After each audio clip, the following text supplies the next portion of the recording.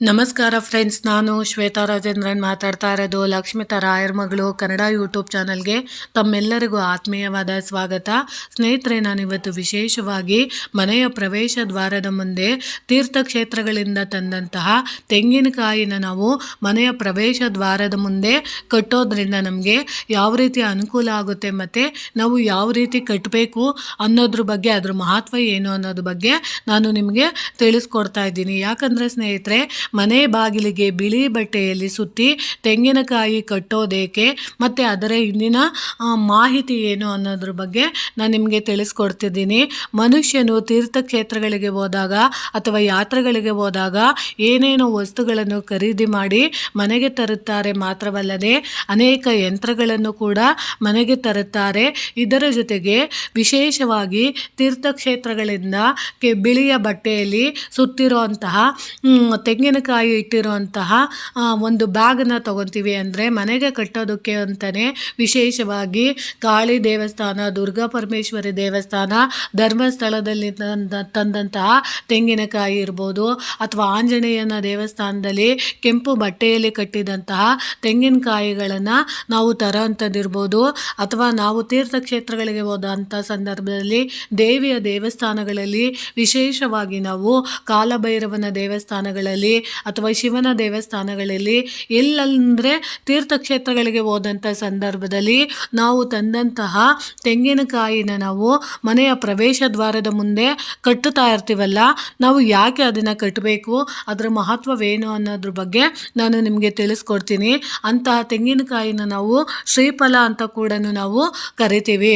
ಮನುಷ್ಯನು ಸದಾಕಾಲವೂ ಆಶಾವಾದಿಯಾಗಿರುತ್ತಾನೆ. ಮಾತ್ರವಲ್ಲ, ಜೀವನದಲ್ಲಿ ಯಶಸ್ಸು ಗಳಿಸಬೇಕು ಎಂಬ ಹಂಬಲ ಕೂಡ ಹೊಂದಿರುತ್ತಾನೆ. ಇಂತಹ ಮನುಷ್ಯನು ಮನೆಯಲ್ಲಿ ಬಿಳಿ ವಸ್ತ್ರದಲ್ಲಿ ಕಟ್ಟಿದ ತೆಂಗಿನಕಾಯಿಯನ್ನು ಮನೆಯ ಚಾವಣಿಗೆ ಕಟ್ಟುವುದನ್ನು ಸಾಮಾನ್ಯವಾಗಿ ನಾವು ನೋಡಿರ್ತೀವಿ. ದೇವಸ್ಥಾನಗಳಿಂದ ತಂದಂತಹ ತೆಂಗಿನಕಾಯಿ ಅಂದರೆ ಶ್ರೀಫಲನ ನಾವು ಮನೆಯ ಪ್ರವೇಶ ದ್ವಾರದ ಮುಂದೆ ಕಟ್ಟಿರ್ತೀವಿ.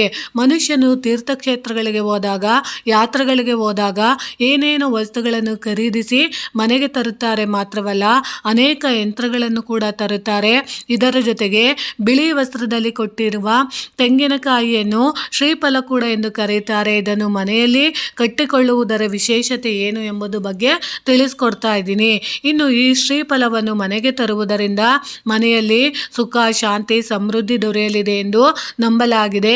ತೆಂಗಿನ ಮರವನ್ನು ಕಲ್ಪವೃಕ್ಷ ಕೂಡ ಎಂದು ಕರೆಯುತ್ತಾರೆ.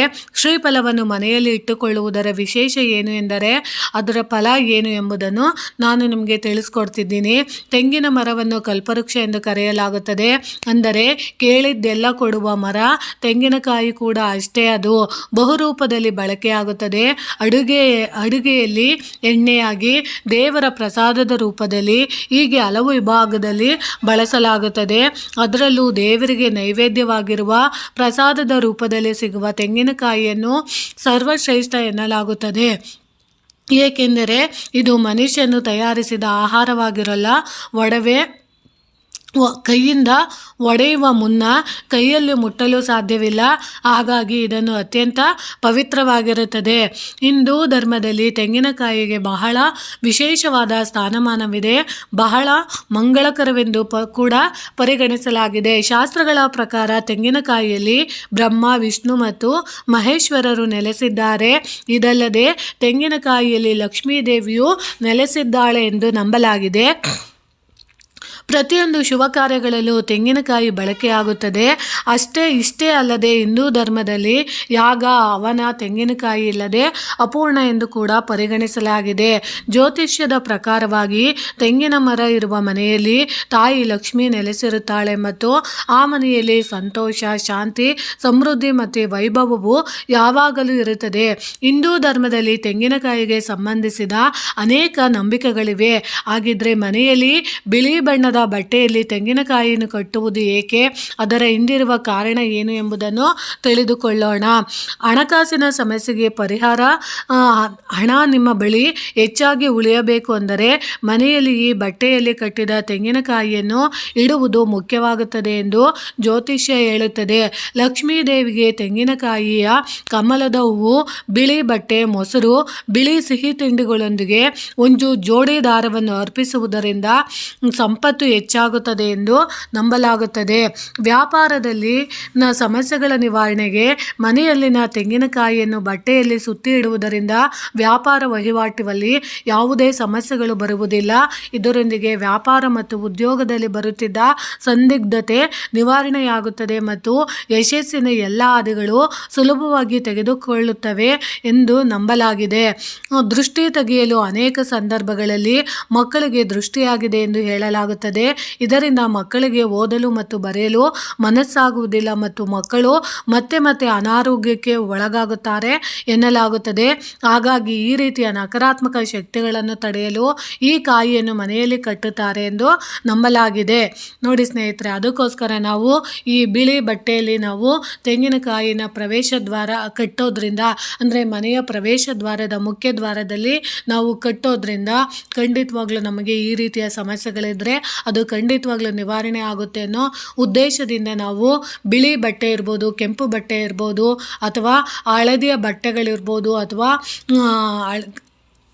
ಕೇಸರಿ ಬಣ್ಣದ ಬಟ್ಟೆಗಳಲ್ಲಿ ನಾವು ತೆಂಗಿನಕಾಯಿನ, ಅಂದರೆ ಪೂರ್ಣ ಫಲದ ತೆಂಗಿನಕಾಯಿನ ಇಟ್ಟು ನಾವು ಪ್ರವೇಶ ದ್ವಾರದ ಮುಂದೆ, ಅಂದರೆ ಮನೆಯ ಪ್ರವೇಶ ದ್ವಾರದ ಮುಂದೆ ನಾವು ಕಟ್ಟೋದ್ರಿಂದ ಈ ರೀತಿಯ ಸಮಸ್ಯೆಗಳಿದ್ರೆ ಖಂಡಿತವಾಗ್ಲೂ ನಿವಾರಣೆ ಆಗುತ್ತೆ. ಆ ಒಂದು ಉದ್ದೇಶಕ್ಕೋಸ್ಕರ ನಾವು ತೆಂಗಿನಕಾಯಿನ ಮನೆಯ ಮುಂಭಾಗ ಕಟ್ಟಬೇಕು ಅನ್ನೋ ಮಾಹಿತಿ, ನನಗೆ ಗೊತ್ತಿರೋಷ್ಟು ಮಾಹಿತಿನ ನಾನು ನಿಮಗೆ ತಿಳಿಸ್ಕೊಟ್ಟಿದ್ದೀನಿ. ಖಂಡಿತವಾಗ್ಲೂ ನೀವು ಕೂಡ ಯಾವುದಾದ್ರೂ ಒಂದು ದೇವಸ್ಥಾನಗಳಿಗೆ ವಿಶೇಷವಾಗಿ ಹೋದಾಗ ಶುಕ್ರವಾರ, ಮಂಗಳವಾರ, ಶನಿವಾರದ ದಿನಗಳಲ್ಲಿ, ಅಮಾವಾಸ್ಯೆ, ಹುಣ್ಣಿಮೆ ದಿನಗಳಲ್ಲಿ ತೀರ್ಥಕ್ಷೇತ್ರಗಳಿಂದ ತಂದಂತಹ ತೆಂಗಿನಕಾಯಿನ ನೀವು ಮನೆಯ ಪ್ರವೇಶ ದ್ವಾರದ ಮುಂದೆ ನೀವು ಕಟ್ಟೋದ್ರಿಂದ ಈ ರೀತಿಯ ಸಮಸ್ಯೆಗಳಿಂದ ನೀವು ಮುಕ್ತಿ ಹೊಂದ್ಬೋದು ಅಂತ ನಾನು ನಿಮಗೆ ತಿಳಿಸ್ಕೊಡ್ತಿದ್ದೀನಿ. ನಿಮಗೆ ಸರಿ ಅನಿಸಿದ್ರೆ ಮಾತ್ರ ಇದನ್ನು ನೀವು ಮಾಡ್ಕೊಳ್ಳಿ ಅಂತ ತಿಳಿಸ್ತಾ ಇದ್ದೀನಿ. ಪ್ರೀತಿಯ ಧನ್ಯವಾದಗಳು ಸ್ನೇಹಿತರೆ.